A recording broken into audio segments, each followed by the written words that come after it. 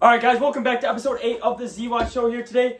And hey, thank you boys or girls, I don't know, but we had 5 subscribers, baby. I'm on a roll. I'm excited. I got my first like. I hope you guys really enjoyed episode 7. I'm not gonna lie, maybe a little bit as a narcissist, I might have watched episode 7 with me and Austin like 3 times. That was a great episode. I'm gonna have him back on very shortly for you guys here. But thank you guys for subscribing.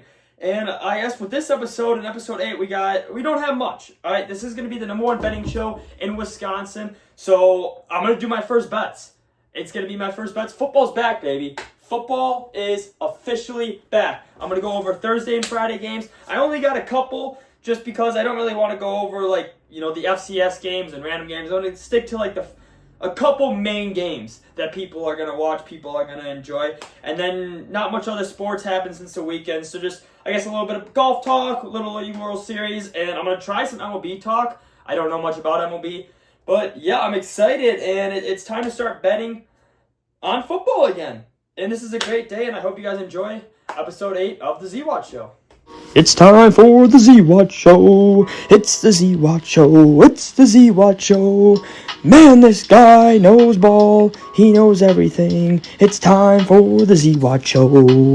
Alright guys, it is the start of episode 8 now, and I do want to say beforehand, with our last episode 7 actually, with Austin, I will be having Austin on Thursday, and the games we will be going over. Because like I said in the intro, and I've said this before in my other shows or other episodes, whatever you want to call them, I have mentioned that I want to make the show primarily betting. So I guess first of all, I kind of want to let you guys know how the show is going to go. So I'm going to be posting every Tuesday, Thursday, and then either Saturday night or Sunday morning. Every single Tuesday show will be a recap of either most likely NFL games. So the Tuesday show will be a recap of all the NFL games. What went right, what went wrong. If I don't hit all the college football games, I will hit that as well on the Tuesday show. And then if there's a Thursday night football game as well, maybe for me, we'll go on that Tuesday show. But Tuesday's mainly going to be a recap show. I think I'm going to keep my hot take segment onto the Tuesday show. Heading on to Thursday. On Thursday, that's when I'm going to do all my predictions. All of them. Mainly college football. 100% all college football, the greatest games. I'm going to try to have Austin on at least once a week, so every single Thursday. On Tuesday, I think I'll be able to handle that again. This is the Z-Watch Show. But Thursday, I think I'm going to have Austin on every single Thursday. And we're going to predict all the college football games. If it's a big college football weekend, and because I don't want to make this show more than an hour and a half. That would be a little bit excessive for you guys to hear me talk that long. Again, I probably need to add more people and add more different types of segments to make it that long.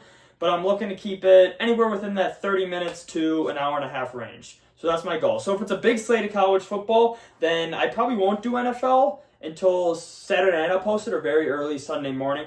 But people like me who live in Wisconsin, and this being the #1 betting show in the state of Wisconsin, gambling is technically not legalized here.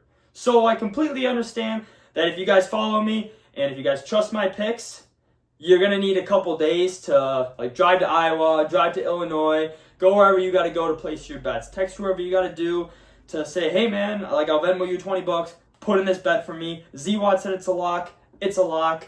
I'm riding with him. We're going to make some money. But so Thursday, if that's the case, we might do NFL as well too on it. So Thursday show is just going to be all predictions. All guessing the spread. It's going to be 100% betting show. There's going to be no other games, no other segments, hot takes, no interviews, no nothing. None of that. And then that Saturday and Sunday show, it's either going to be a live reaction, or I wouldn't say live, not a live reaction, but very shortly after the games. I think I might, if a big game's at 11 o'clock, what I think I want to do is, after, say, we'll go for example next week, or this upcoming weekend. If Ohio State and Texas plays at 11, and there's not really any massive games at 2:30, or there's a little bit of a break, I'm going to come up in my studio and kind of recap the game of what I saw live. Not live. Why do I keep saying live? I'm a fucking moron. I get 5 subscribers and I keep messing up. I'm not going to do it live, but I'm going to do it right after the game, so you're going to get my raw reaction. especially during Michigan games too. I'm a diehard Michigan fan. If they end up getting screwed by the refs, I think I'm going to say some outlandish stuff. So the Saturday show is going to be cut more into segments than what you see in this show or previous episodes where I kind of just talk the entire time. I just ramble and ramble and ramble. I don't stop. It's more like a radio show built up into a YouTube show that I could technically cut and edit, but I know how to cut and edit. I don't know how to do much else. But yeah, this is basically live to me. Like, I'm not going to stop this now. We're already, only 4 minutes in, I guess. It feels like a lot longer, me talking. So that's essentially what's it going to be for the next, I don't know, when does football end? February? So that type of layout of the show, I want to make the number one betting show. It's going to be heavily based on football. Obviously, when I do have Austin here, hopefully more jokes fly. Again, that episode that I had with him, I did show it to one other of my friends, and he loved it. Maybe he was lying to me, but he loved it. I did get 1 like on it. That 1 like, baby. Now, it might have been him or my other friend, but if it wasn't, and you're my fan, or I won't even say fan, man. You're not even a fan. We're riding together, brother. And then on top of that, too, with all my shows, since, again, number one betting show in Wisconsin, I want to heavily focus on betting. I'm going to put my record of my bets down below, like in the corner somewhere during either the section where I talk about betting or just throughout the entire show, just so if people want to skip to a certain point. And then I'm going to learn how to edit. I just want to learn to edit enough to put chapters on the bottom of like the timeline or on the show, so you guys can skip to, say, hypothetically, all you want to hear is about the LSU Clemson game. I want you guys to be able to do that. I don't know how to do that. I'm going to look it up. I thought you were just able to automatically do it when I looked up a YouTube video and I clicked that and nothing changed. So I don't know if that just has something to do with how I'm recording it. If AI can't even pick up on what the fuck I'm talking about. So it's either I'm stupid and AI is basically telling me behind my back that I'm an idiot, or I need to manually do it, which I probably will. But I am recording on my phone. Hopefully no technical difficulties like we had in the last episode. But yeah, that's my plan for the entire football season. Like I said, Tuesday's going to be more of a recap of all the weekends. Thursday's going to be the big betting one. And then Saturday/Sunday is either going to be a little bit of betting, a little bit of recap. Honestly, you might get some good reactions out of me in terms of bitching and moaning about, I don't know, a play call a coach calls or a player doing something stupid, or obviously the refs too. So that's going to be more sort of, you're going to get more of me, kind of. And I'm probably going to regret a lot of what I post on Saturday in Sunday's episode. But hey, whatever. But yeah, let's get into episode 8 here too. Before we get into the bets for the Thursday and Friday games, like I said, I don't have much for Thursday and Friday. I did write more notes than usual, just because I said, once I get 5 subscribers, I'm going to take this more seriously, and more seriously, I have taken this show. But we will start here. So over the weekend, I love to golf. I do love to golf. I'm a business major. Obviously, I'm getting into sales. So what I need to do is build relationships. How do you build relationships? I don't know. Hitting off that first tee with a driver, piping it straight down the fairway. That's how I'm going to build relationships and build up my clientele to where I'm rich and I'm putting, and my units go up from a couple dollars to, I don't know, $25 a game, $100 a game. That's my goal. And the more I can bet, the more I have invested in. Well, I'm gonna be invested in the game. Don't worry, no matter how much I bet. Again, bet responsibly, people. Please bet responsibly. Don't come at me or try to sue me saying you said this was a lock and a miss. Even though if I say it's a lock, it's a lock, guys. It is a total lock. Alright, so like I said, I love golf, and I'm not a huge fan of him just because I don't know much about him, but Tommy Fleetwood finally did it. Finally did it. I love these type of stories. These are the type of stories I love. When someone works so hard, someone fails so much over a long period of time. He's had multiple heartbreaks. I think he's had 2 close calls this year, if I wrote it right, at the Travelers Championship and then the FedEx State Championship, just in the FedEx one, he blew like a late lead, like on day 4. So that's brutal. It's kind of the same thing with me with Rory McIlroy too. It was funny to see him lose, funny to see him fail, but then when he did it, you really can't do nothing but clap your hands and be happy for the guy.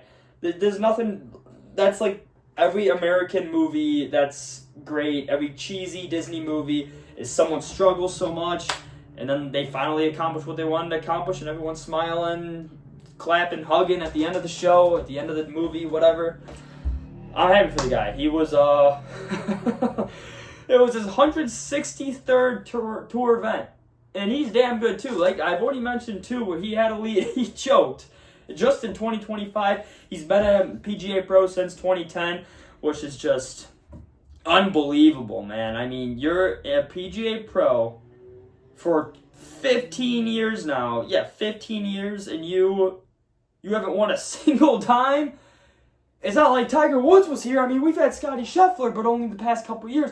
Tiger Woods, I don't remember when he fell off the face of the earth, but it wasn't in between 2010 and 2025 was he dominant. He was dominant early 2000s, late 90s. I'm so happy for Tommy Fleetwood, though. Good-looking guy, too. He's got the hair. He's got the hair, boys. I mean, I got this hair, too. I'm growing out a mullet, too, so hopefully I don't have to wear a hat much longer. But, yeah, I mean, you saw the last putt he made after that. He smiled, like he looked up. He grabbed the ball from the hole. Obviously, you got to be casual. You got to be a little nonchalant when you're a professional like that. He wanted to act like, oh, it wasn't a big deal. That was 15 years of stress leaving his body, essentially. I think anytime someone wins something like that, they normally go on a mini tear of winning. So, although this is a gambling show mainly for football, I will be gambling basketball, even though I'm not a big gambling basketball guy. I will be gambling. I'm going to put some money on Tommy Fleetwood to win a couple more. Just because when you finally break through, you really break through. Unless he decides to be an absolute alcoholic or starts doing cocaine or some shit like that. But yeah, 162 all time, terrible record, but finally won. Can't really say much else. Great. Happy for the kid. Happy for the guy. Maybe not a kid. He's probably like 30-something. 34. All right, in other news. Speaking of kids, we had the Little League World Series on, what was it, Sunday? Yes, yesterday, actually. And the Chinese did it. They got revenge for Trump saying the COVID virus was from China, basically. That's kind of, I think they were playing in, I don't know who their leader is. They were playing in the bat's honor, essentially. The bats who caused COVID. Yeah, no, they dominated that game. I think I watched the first couple innings. I think they blew it open in the 5th inning or 4th inning, or maybe 6th inning. I don't know. I went to go lift. I'm not going to watch kids play that much baseball. But the Chinese dominated the Americans. Nevada. Speaking of betting, those kids probably were gambling at the ripe age of 5. I don't know. That's fucking stupid. But the Chinese won the Little League World Series. I think it was the first time that team from China won since 1997. Last 5 Little League World Series winners. I wonder when's the last time someone from America didn't win. Because if I'm doing this correctly, come on, take your time thing. Alright, yeah, and, well, this is just not true. I looked up, the only thing that shows is girls in the tournament. Oh, there we go, Little League World. This thing's been going on since 1947. Holy fuck! My God! That's insane. Taiwan had a little bit of a run. Yeah, the last time someone out of the state of the United States won was Japan in 2017. So, shout out the other countries. Shout out non-Americans, all right? I appreciate my ethnic followers. I appreciate my Chinese followers. I appreciate you all. But shout out for you guys winning it for the first time since 2017, even though it was Japan. And Taiwan. Oh no, Taiwan lost last year. And it's similar stuff. But yeah, I'm excited for that. And then I will go All right, so we did golf. We did Little League World Series, which I believe a lot of people watch. It is a cool tradition, how they slide on those cardboards. I mean, if I was a kid and I was doing it, that's your Super Bowl. That's elite. There's a lot of MLB players that come from the Little League World Series. Even though the best baseball isn't from Little League World Series type of baseball, it's not, I guess it is travel baseball, but there's different leagues. I think baseball players know what I'm talking about when I'm saying that just travel teams like, say, oh my God, why can't I think of Dean Marini? Oh my God, I can't think of baseball teams. I've been out of the game so long. But like the top prospect baseball, stuff like that, would dominate these Little League World Series teams. So they're not the best Little League team. It's just how their format is, what type of league they're under. I don't know. I think my baseball knowers will know exactly what I'm talking about. I know I'm fucking making no sense to you guys. If you guys didn't play baseball growing up, or just not a little kid watching this, or you're an old man being like, oh, what the fuck should I care what this guy has to say about a bunch of kids, which is true, which is very true. And speaking about baseball, I gotta start watching baseball again. This has apparently been a great season, mostly in the Midwest as well, too. I grew up in between Chicago and Milwaukee, and the two big teams, Brewers and Cubs, and they're finally both good, which is great for me, which is, awesome. They're in the same division. The Cubs are currently 5 games back. I think the Brewers definitely had that 13-game win streak. They got, free burgers at some restaurant, I believe, I think. I don't know, but I got to get into baseball. I couldn't tell you any guys besides Shohei Ohtani, Aaron Judge, the big guys like that.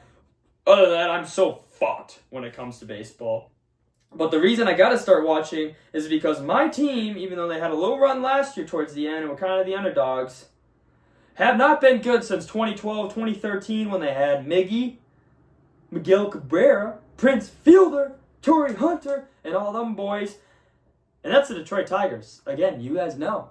I'm a Michigan fan. Go blue, baby. Go fucking blue. It's our year. We're going to dominate Big Ten. I cannot wait to talk Michigan football. Bryce Underwood, my savior. He's my savior, baby. But no, the Tigers, they're 10.5 games up. They have an over a 99% chance to make the playoffs. I think, they're the 1 seed right now in the AL. They have the second best record in all of baseball. Yes, the second best record in all of baseball behind the Brewers. So this is great. All my friends are Brewers and Cubs fans. They've been getting into it. Going to the games is super fun. Milwaukee games, it's always fun to tailgate there. Cubs game, I've actually never been to Wrigley, which is shocking because my entire mom's side is Cubs fans. And that's like a legendary stadium. But I cannot wait. There is, 70 plus 60, 130. So what is there, 160-something games in baseball season? So there's a little over 30 games left, which is going to go by in damn near less than a month. We got October baseball coming up. I'm excited, baby. I'm excited for baseball. Hopefully I give you guys a good baseball review later. Again, even if I bring back Austin, he's also a soccer head, which is shocking to me. That might be because of the roommate he lived with at least, who is from Brazil. Shout out Gabe. Shout out Gabe. Round of applause for Gabe. Great guy, has a girlfriend. What else about him? He's just a stand-up guy. Stand-up guy knows a lot about soccer. Got Austin into it. Austin's a big baseball guy too. Maybe I'll bring in an actual baseball guy who's like locked in, like a Brewers fan or Cubs fan or something like that, to talk more about baseball while I just ask stupid questions. But Detroit Tigers are back, so I kind of have to get into it. I looked for the games today, and I don't know if they're playing today because I didn't look. But I know there are games going on right now that I might step into. But yeah, that's my MLB talk. That is my MLB. That's my baseball talk for a while now. I'm gonna try to get other people in, but this is gonna be a football show. This is a fucking football show. Get your hand in the dirt and hit someone. All right, we're not picking dandelions out there in the field like these b-ball players are. All right. So now it is time. Speaking of the greatest sport that God has ever invented, I don't think God invented it because, God probably was. Oh, actually, God's always with us. I probably shouldn't make any jokes about God. I love God. Shout out God. We did golf, we did baseball, but now it is time to talk about some football, baby. We got games. We got games, boys. Finally. We got football. We had football last week. It was a good game, Iowa State versus Kansas. I was working, so I saw a little bit about it. Also, Kansas I could not believe Daniels is still playing for Kansas right now. He's a 6-year, because 3 guys walked into the bar, 2 guys who were friends, and then one of whoever's dad it was, they were all wearing Kansas gear. I'm like, Kansas gear? They went to Kansas, and they were watching the game. I was like, this has to be a rerun. Like, I saw Daniels throwing the ball. I'm like, there's just no way. And they're like, yeah, he's a 6-year. I'm like, dude's been insane. So I'm actually higher on Kansas than, I don't know what their win total was, but whatever it is, as long as it's not insane, I might take the over as long as he stays healthy. I know he got hurt 2 years ago when they were undefeated for a bit. They were good that year. They were good, and then they just fell off the face of the earth. But we did have Iowa State, Kansas State on last Saturday, which was a good game. Iowa State did win 24-21. It was nice to kick it off with that game. Iowa State, I do like Rocco. Rocco's a dog. I've always been high. I don't know, was Avery Johnson like a TikTok star or something? Because I've known about him way longer than I should, to be honest. And I think that might be because of social media. I know he's got that luscious long hair that people love. But Avery Johnson did not play terrible as well, too. It was a perfect week 1 game. Iowa State closed it out at the end. I think I saw a stat where they were 3 for 3 on 4th downs, and Kansas State was not that. They weren't even close to that. And that was kind of the story of the game. One of those stops, maybe Kansas State wins the game. Kansas State isn't dead, but after you lose that first game, it's, we saw what happened to Florida State last year, and it was not good at all. But all right, now it is time for the first ever segment, not even segment, but moment in time where I talk specific games and the betting odds and what I am taking. And what I am taking goes on my record for the entire year. This is when my record starts. I'm going to have a huge notebook. I got it right in the corner over there that I'm going to write down all the bets I tell you guys that I say bet on. Even if I don't have some, because I normally have like 2 or 3 that I'm like, I feel so fucking confident about these. You guys need to bet on them or you're wasting money. You are just not, I wouldn't say throwing money out of your ass, but you're not doubling it like you could if you were to listen to the Z-Watt. And then I'm just going to bet on a bunch of random games that I will have. So I'll split it up in 2 segments. I'll do Z-Watt's not even Mortal Locks. I'm going to think of a new name that associates with our show and with us particularly. And then I'll just do my overall bets where I'll do a lot of the key games and then just some other games that people will watch. I don't think I'm going to do games like, even if I'm just looking Thursday, like St. Francis versus UL Monroe. I don't think I'm ever going to bet on that game. There's not even a spread for that. The game I wanted to bet on, because of all my subscribers in Delaware, I didn't want to leave you boys out, didn't want to leave you girls out. The great state of Delaware. Shout out Joe Biden, baby. Shout out the big JB. Come on now. There's no spread for the Delaware game, so I was unfortunately not able to talk about that game. When I wrote down what games I wanted to talk about, there weren't much. The second game I wrote down was the Battle of Delaware, and then I looked up on ESPN just like their schedule and noticed there was no betting line, and then used DraftKings, which I use, and there was no betting line. Plus it's on ESPN Plus, and I think one of my roommates might have ESPN Plus, but I don't, so fuck it, we ain't gonna do it. So the key games that I think you guys would even want me to talk about, or you guys are gonna watch, obviously it's football. You're gonna watch every bleeping game on TV, because why not? It's football. Football's back. It's a Saturday, or it's a Thursday, never mind. Yeah, it's a Thursday night. What else are you guys doing on a Thursday night? Fucking, I don't know, beer league softball, maybe? That might be over now. It is getting late in August. Alright, so the games I got today that I will be talking about: Boise State versus South Florida. I got Boise State versus South Florida. I got Cincinnati versus Nebraska, Georgia Tech versus Colorado, Auburn versus Baylor, and then I am in Wisconsin, so I'll talk a bit about the Wisconsin game, even though I it's Wisconsin's playing Miami, Ohio. So it's like I basically took the games that had a close spread, essentially. Besides, I believe Akron, Wyoming's -7, which is as close as I would talk about. And then Appalachian State, Charlotte. And yeah, those are the only two games that are within 7 points that I was even debating talking about. Like, I'm not going to talk about just ranked teams like Illinois -45.5 versus Western Illinois. Like I said before, Western Illinois is complete cheeks. So -45.5. Just stay away. I always recommend with betting staying away from those type of games. If it's a huge favorite, like anything -25 or higher, I would just stay away.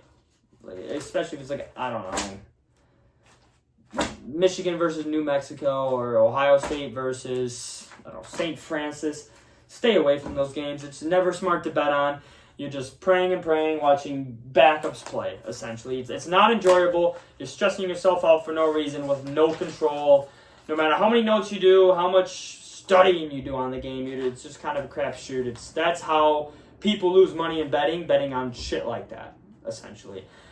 And the first week, I don't know that much about these teams, so I have done research. I'm better at betting when I watch the game. When I watch the game, and you can kind of see the team's system. Is the quarterback hitting his throws? Is he leading them on time? What's the coach's philosophy? Who the dogs are on defense? That's when my betting gets way more accurate than it will during week one, especially this game, because I don't know much about these teams. Like I said, I had to do research on these. I had to do, and I've seen a couple of these players play from last year. So the way I think about it is I do give a lot of credit to guys who I saw last year ball out staying on the same team. So if they were to transfer, then I don't give them that same credit. But I'll even start off with Boise in South Florida. So right now the spread is -6.5 towards Boise, and then the over-under is 63.5. But like I said, Boise's was given that 25 ranking simply, I think, out of respect, and they are the best team out of the Power Four. Yeah, the Power Four, we can call it now. They're the best team out of the Power Four. RIP Pac-12. Moment of silence, please. Moment of silence for the Pac-12, actually. Please, moment of silence.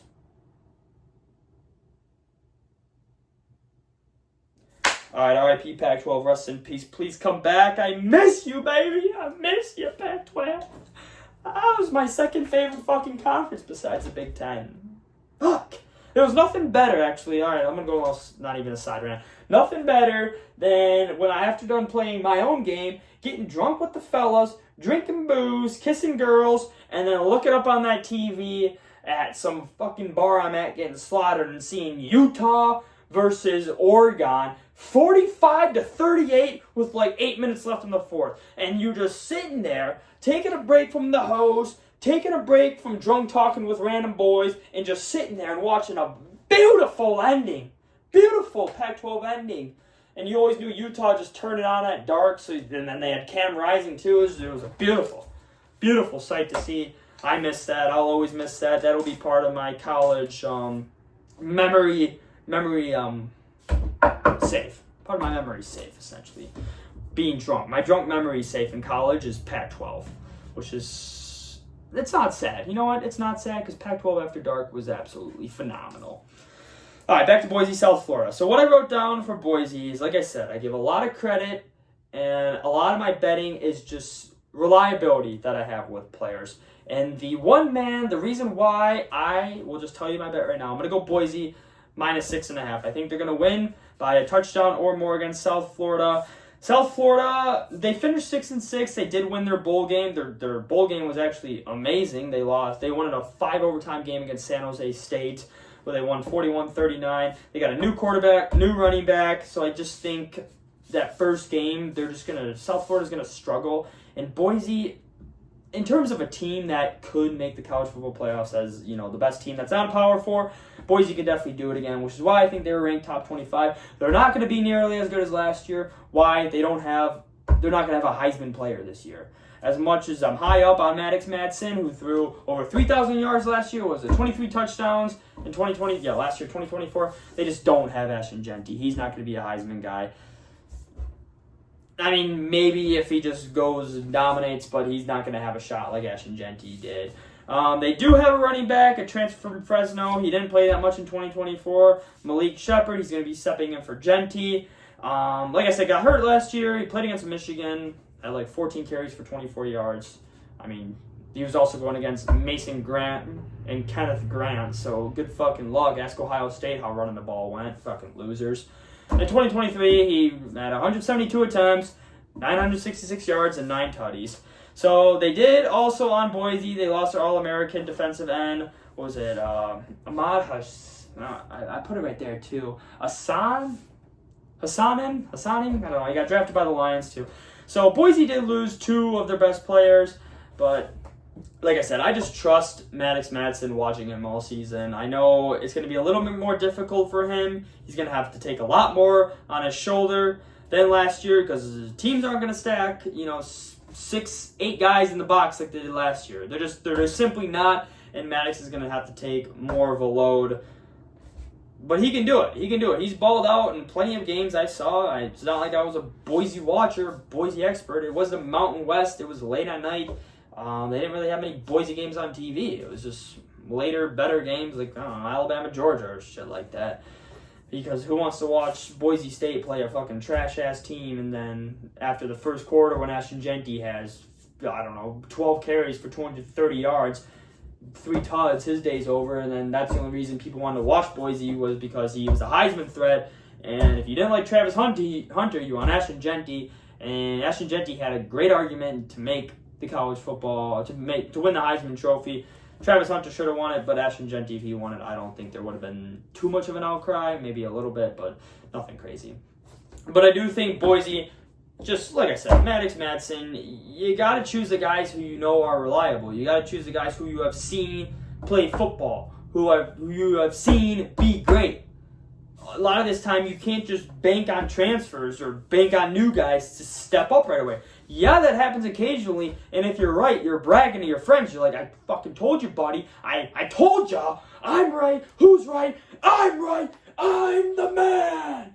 That doesn't happen often, though. Most of the time, when you bank on transfers and you guess, you're going to lose. So reliability is a lot more important than potential, which is what South Florida had. Well, they don't have much potential, but mystery what their new guys coming in. So Boise, -6.5. And then I should say on my betting too, I don't like to bet much on the over and under. I'm not a big over and under better. I'm a spread guy. I am mainly a pick who wins type of guy. I actually I don't hate the spread, but the spread does scare me. I get why the spread's in play, obviously. But if I see good odds, I don't know what my system's going to be in terms of how -200 do I pick them to win? Or do I go up to -225? What's that cutoff where I bet them to win versus I bet the spread? Obviously, the money factor is quite significant in terms of that. I say it's -200. What is that? That's probably $1 to win 50 cents, I believe. Yeah, $1 to win 50 cents. My math is correct. Versus the spread where it's $1 to win $1, which depends on how much we're betting. $10 to win 5 or $10 to win 10, that's an extra $5. That's pretty big significant, but those points may not outweigh the amount of money that I lose if Boise only won by 6 points. So I should say that is going to impact a lot of my betting philosophy. So I guess I should add to what the betting, because this show, I do want to make it the #1 betting show and I do want to talk ball, but I also want to let you guys know what to expect from me going forward.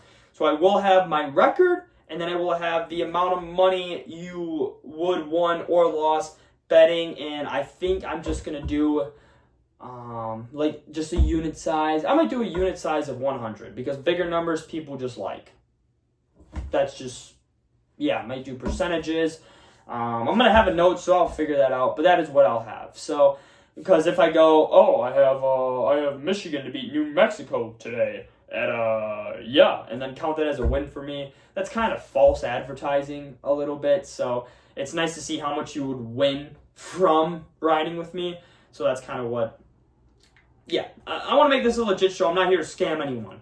This is going to be the #1 betting show not the number one scamming Betty show like I see a lot of people do, like, oh, I know who's going to win. Oh, I predict the last 8 out of 9 wins, buddy. Well, you fucking picked Alabama to beat Central Arkansas. Congratulations, pal. Congratulations. Thanks for earning me 75 extra cents. Great, I could go get bubble gum down at my local store now. Sick! Alright, but yeah, first game, Boise, minus 6.5. Lock it. First bet, taking it. Boise's going to win that game. I think they're going to win easily. Maddox Madsen, I'm trusting you. You're my guy. You're my Mountain West guy. Come through for me, brother. Alright, next game on the list is Nebraska versus Cincinnati. Right now, Nebraska is minus 7 point favorites, with the over-under being 53.5. I don't know. A lot of you guys, I had no subscribers when this came out. And I did a little bit of research, but not that much. But if you did watch it, I am high on Nebraska this year. Now, I know they have an easy schedule, which is partially the reason I think they're going to have a good record. But I also trust Matt Rule. In his first 2 seasons, at every college he's been to, they've been, first year, they were under 500. Second year, around 500. And then the third year was the just ginormous step that each program he's been in has taken. This was at Baylor. I don't know where he was before, but that's a stat. That is a stat I saw, and that's a stat I trust, and that is a stat it's a fact. It is a factual stat. It's not I think it's centled. All right, I'm not getting centled ever. I probably will. Actually, I will definitely get centled a lot because I just look up things, and the first couple things I see, I'm going to believe, which is not good, kind of pathetic. Yeah, it's not good at all. I'm going to change that. But I trust Matt Rule going into his third year. That's when Nebraska's going to take their big lead. I think Dylan Viola is going to play like that guy Nebraska needs. What was it? Martinez years ago. Was it Martinez? Adrian Martinez was supposed to be that guy with was it Scott Frost too? They were supposed to bring Nebraska back. I think Matt Rule and Dylan Viola is that combination of a head coach and quarterback that brings Nebraska back. They also got Emmett Johnson back, who averaged 5.1 yards last year, which is a lot. And then Viola's favorite target, Barney. He only had the third amount of yards, but he was thrown to the most and had the most receptions at 55. So he does have good chemistry with Barney. He's going to rely heavily on him, as well as just other talent that Nebraska is going to bring in. Nebraska, it's a football place that you could say what you want about the lack of success that Nebraska has had over the last 20, 30 years, but you cannot hate on those fans and when they look decent. Anywhere decent. If Nebraska starts off, 2-0, if they're above 500, that place is fucking rocking, baby. That is one of the best atmospheres to play college football at if you're a good team. Now, obviously, every college football atmosphere is fun to play in if you're a good team, but Nebraska, baby, that is a storied program. They ain't got nothing else. They legit, the entire fucking state of Nebraska has nothing else but that college football team. So that place, although it's in a neutral location, it's not. If this was at Nebraska, I would tell you guys to pound the fuck out of that -7. I'd tell you to put a whole 2 weeks paycheck on Nebraska to win it at -7. I'm still going to take Nebraska at -7. You know what I should talk about? Maybe I'll talk about Cincinnati before I let you know my bets, even though you know what I'm going to do. But Cincinnati, I looked up Cincinnati. I didn't watch a single Cincinnati game. They are returning the quarterback, Sorby, who wasn't terrible last year. He had 2,800 yards plus last year. And then he's got an all-new core, all new receivers, all new running backs, all new tight ends. O-line switched up a little bit. Yeah, none of their top offensive guys are returning. So, although he is going to be an experienced quarterback who isn't terrible, he's not a terrible quarterback out of the Big 12. It's just all new guys. And like I said, I saw Dylan Viola play last year. And Cincinnati lost their last 5 games, which not a good sign going into the next year. You always want... I hate always bringing this up, but this is the team I know. Michigan. They beat Ohio State and Alabama on the year. So our trajectory of our program is up right now in Michigan. Cincinnati, you lost the last 5 games. Nebraska probably scheduled you guys. I'm putting my money on Matt Rule and Dylan Raiola. Mainly Matt Rule in that third year. Stats show, history has shown, year 3, he's the man. Nebraska, -7. Lock it. That's 2 bets from the Z. This feels good, guys. This feels good to be talking ball. It really feels good. I mean, I'm betting. Holy fuck. I just need money now. Like, my actual own money. And it's over. This show is going to start to pop off, baby. Pop off. I do need more, like, permanent, like, people to talk, though. Because talking by myself, where I think I'm already at, what was that, 38 minutes? God damn. That's insane. That is actually insane. I feel like this show should have been a lot shorter than what it is. All right, I got 2 more games. I guess technically 3 more games. Not that I know that much about any of this, but I got the ACC versus Big 12 matchup in Georgia Tech versus Colorado. Deion Sanders versus, I don't fucking know, Kelvin Johnson. We'll say that even though Kelvin Johnson probably has nothing to do with Georgia Tech anymore. Might go to the games. All right, so Colorado hasn't announced their starting quarterback yet. And I'm gonna let you guys hear this out. A lot of people say it's better to have 2 than 1. I don't know about you guys, but me personally, I've been around town when it comes to women. And I'm gonna let you guys know, like women in your life is the same as like having a quarterback. I'm the head coach for me and my hoes, and Deion Sanders is the head coach for him and his quarterback hoes. And having 2 girls that are good is not nearly as great as having 1 girl that is amazing, beautiful, stunning, perfect, makes you happy every day, maybe, sucks your cock a little bit. That is a lot better than having 2 good quarterbacks or 2 good girls. That's the same thing when it comes to quarterbacking as well, too.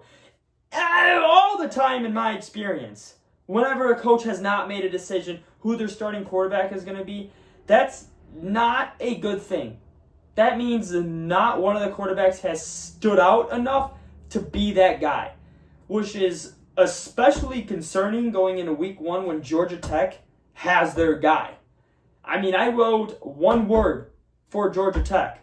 1 name, it's a 2-for-1er, and it's Haynes. Not only Haynes King, their quarterback, but also Jamal Haynes, their running back, who ran for a little less than 1,000 yards, but averaged 5.6 yards per carry. The reason he didn't have that many rushing yards is because, by the way, Haynes King can run the fucking rock as good as damn near any other quarterback in the nation. He's a big motherfucker. And not only that, he's gotten better every single year. He only had 2 interceptions last year, 14 touchdowns through the air, 11 rushing.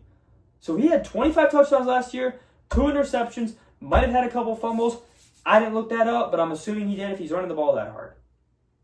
So, hey, I don't see a way. All of Colorado's top 3 receivers are gone. They have Shedeur Sanders.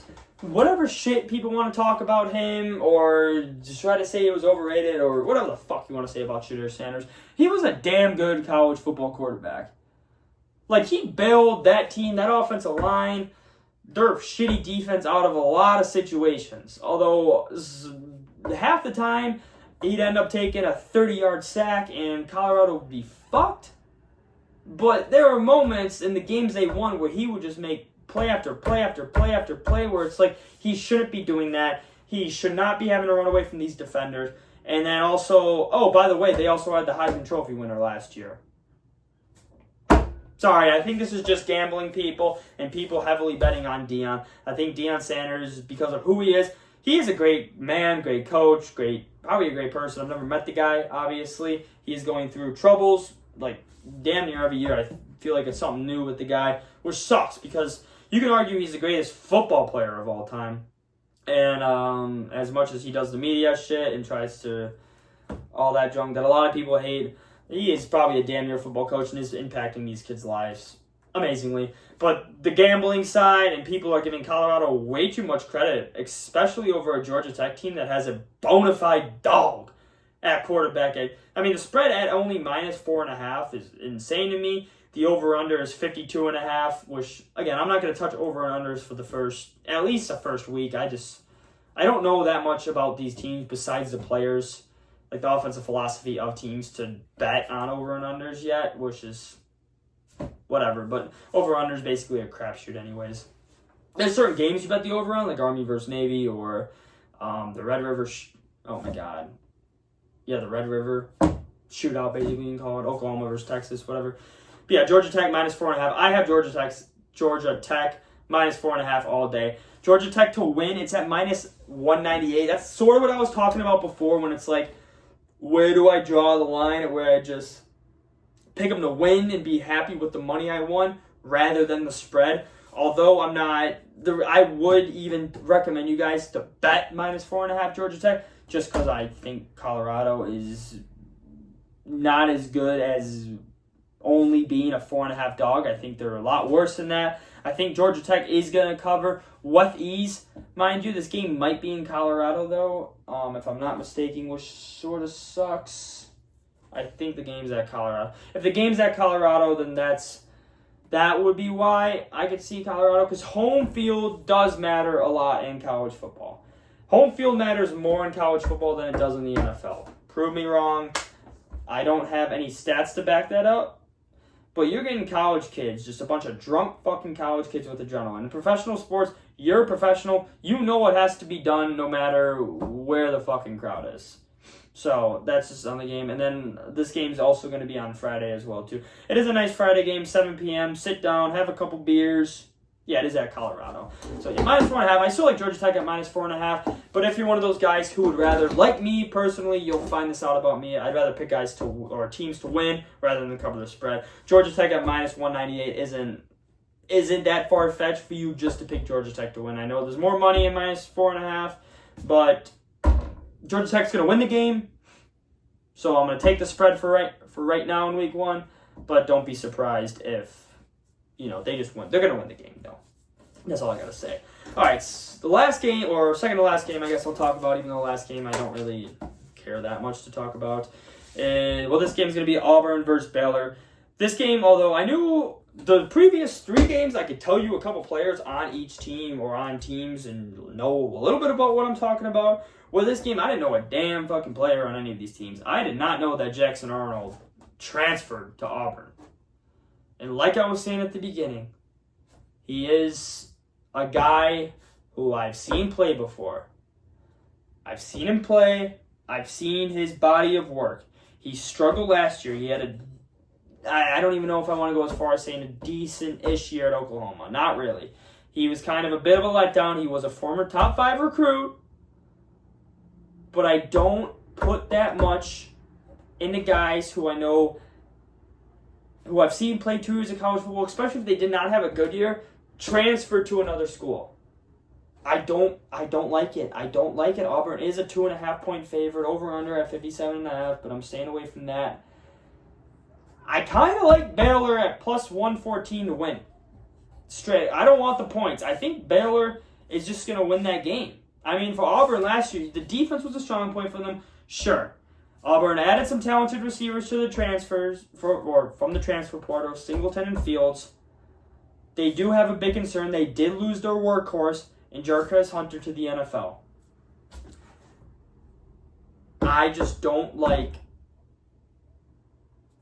1, Auburn always loses these type of games. 2, I'm not a big fan of quarterbacks who struggled the year before doing a lateral transfer. And what I mean by a lateral transfer is going from same conference to same conference, about the same win rate. So I believe Oklahoma and Auburn were not that far apart in record last year. That's what I mean by I don't like it. I've never liked it. It really never really works out for anyone's favor ever, the team's favor or the quarterback's favor. Maybe once in a while, but you can normally tell. So unfortunately for Jackson Arnold, I think he's definitely going to struggle in week 1. He might not have as bad of a season as he did last year, but week 1, I'm taking Baylor just to win. Straight up to win at +114. Take Baylor to win. The reason why is that the back half of the season, they averaged 34 points a game. And they're returning fucking everyone. Well, not everyone on offense, but there are 3 guys I can think of. Sawyer Robertson is back after throwing for over 3,000 yards, 28 touchdowns, 8 interceptions. He's not a mobile guy at all. He's a pocket passer. He's returning as number 1 receiver. Josh Cameron is back. Their leading rusher, who had over 1,000 yards last season, Bryson Washington. I think that offense is going to be more than ready to face anything Auburn's defense has to throw at them. Way more than ready. Jackson Arnold's going to struggle at the beginning of the game, and I think Baylor's going to hold on. I think Auburn might make a little bit. I think it's going to start. Baylor's going to be up at half. So if you want to take if you love a first half bet, fuck it. Baylor leading in halftime. I think Auburn's they're going to come back a little bit, but Baylor's going to be able to hold on at the end. And then also, with all these transfers, I'm old school. I'm not a massive transfer guy. I know transfers matter in positions you want them, but like these big splash transfers where it's just a bunch of talented guys in positions you are like whatever about, I guess you improve that position transfer-wise, but it's not going to help the overall betterment of the team. Auburn has more star power.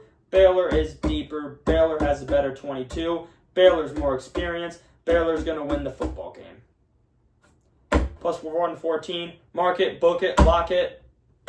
Baylor to win. Let me take a sip of water, guys. And then I will get on to the last game of this segment. I hope you guys enjoyed the betting segment. This is going on. I'm actually impressed with how long I've been able to talk. I mean, this video has been 49 minutes, and I'm heavily impressed by myself because I don't know. Again, this is my first betting episode, so the structure, I don't fucking know what to do.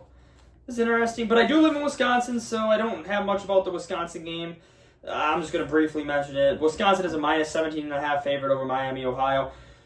This right here, it should tell you all you need to know about how Wisconsin's season is going to go.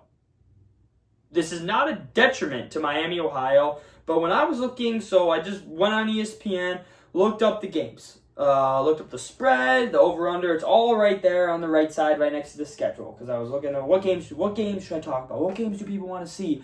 And just the average over/unders is anywhere from high 40s to, I don't know, you maybe get a couple low 60s in there, but mainly, high 40s, lower 50s, whatever. And then one over-under just stuck out like a sore fucking thumb. And that was Wisconsin versus Miami, Ohio. Over-under set at 39.5. If that does not tell you how Wisconsin's season is going to go, I'm sorry. I am going to apologize to all my Wisconsin fans right now. You guys, unfortunately, are going to be hit with mediocrity after mediocrity for at least the next 5 years. The only time you guys had a chance to win the Big Ten is when we had those other divisions. I'm sorry. I will root for Wisconsin when, I don't know, they're playing Minnesota or they're playing Iowa or any of those other teams. It is my home state, so I will root for Wisconsin, but I genuinely feel bad because this is I wouldn't say a storied football program, but storied enough where you guys deserve to be at least fighting in the top 25, at least have some fucking recognition across the country when it comes to football, at least be a team that is tough to stop against the run. You don't want to play them physical O-line, physical D-line, run the fucking rock right up your face. But they're just not really that anymore. They're not what they used to be, and I get they don't have the amazing running backs like they've had in the past. But fuck, over-under at 39.5, that is pathetic. It's not like Miami, Ohio is a shit team and they're expecting the game to be 31-3. I don't expect that. Miami, Ohio, although they're a MAC team, won 8 out of their last 9 games. It ain't going to be no walk in the park. Wisconsin lost their last 5 games. So, I feel bad for Wisconsin. It's going to be another year of mediocrity. They're just, a bowl game is, it's probably 50-50. Wisconsin makes a bowl game depending on their schedule. I know they have to play Alabama for a non-conference schedule. I genuinely feel bad, and I'm going to say I don't want to put this on my record. I really don't want to put this on my record because I don't want to get on my followers and the people watching this at home, sitting in Wisconsin with your fucking Bucky Badger little headlight or Bucky Badger stuffed animal, cuddling up on your bed. I don't want to be that guy that puts you to sleep and makes you cry. I want to bring happiness and joy to my lovely viewers. But, so I'm not going to bet this, but if I was to bet against, I'm not against it, if I was to bet the Wisconsin-Miami, Ohio game, I like Miami, Ohio at plus 17.5. I really do. Wisconsin's going to win the game. They're not going to be in jeopardy of losing the game. But that over-under at 39.5, like I said, I don't know much about Wisconsin's offense. But the people setting these lines know a lot more than me. They're there to, that's their fucking job. 24/7 is to fuck people over and make money for themselves and set a line where it's crazy how, these Vegas people know the line so fucking well. Like, if it's 39.5 and I bet on it, if I bet the under, the total score is going to be 40. Like, that's normally how it fucking goes. I think everyone who's bet in their life knows exactly what I mean. But I like Miami, Ohio at plus 17.5. I'm not going to lock it. I am not going to lock it because it's a Thursday game. No, it is a Thursday game. So maybe on Thursday's show, I will talk with Austin and see what he has to do. I will decide, but right now, I'm not going to lock it. If I don't hit the table and say lock it, not a bet yet. If I hit the table and say lock it, that's the bet. So I will not be taking it yet, but I do like Miami 17.5. But to sort of recap what I talked about, who I've got to bet, again, if you guys are watching this all, I do appreciate it. Like, this has been going really well. And I'm excited to have Austin back on and talk some more ball. Like, that episode's going to be fucking killer, baby. I hope he does his research. He's a big NFL guy. He is a big NFL guy. He's bigger NFL. I like college football better than I like NFL, but we both love football. We're both going to bet on it. We're both going to watch all the games. We both love ball. So it's going to be another great episode. So to recap, what I got Boise State minus 6.5 over South Florida. I have Nebraska minus 7 against Cincinnati. In the Georgia Tech Colorado game, I have Georgia Tech minus 4.5. If you like minus 198 enough because you respect Deion Sanders and you're scared about the spread, if you like it enough, Georgia Tech minus 189 to win. I will be taking the spread, but if you were to take just the straight up money line, I would not look at you weird. That would be a fine bet. You would one half your money essentially. And then Auburn versus Baylor, I'm just straight up taking Baylor money line. I believe it's at plus 114 to win.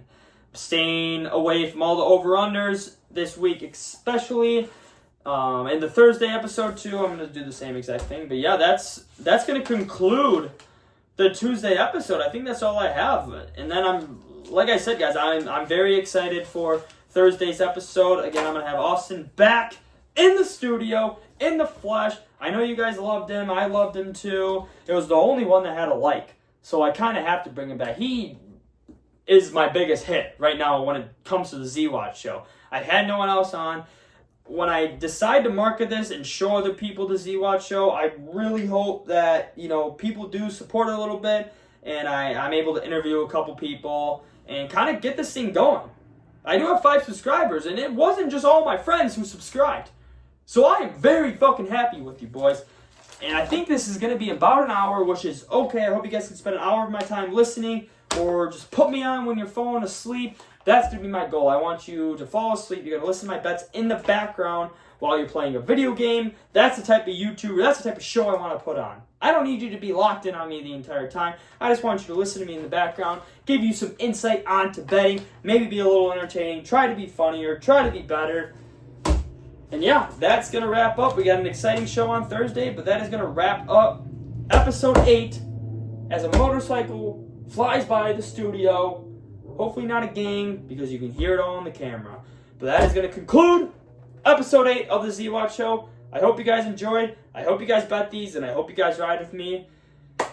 But in the meantime, enjoy the rest of your night, boys.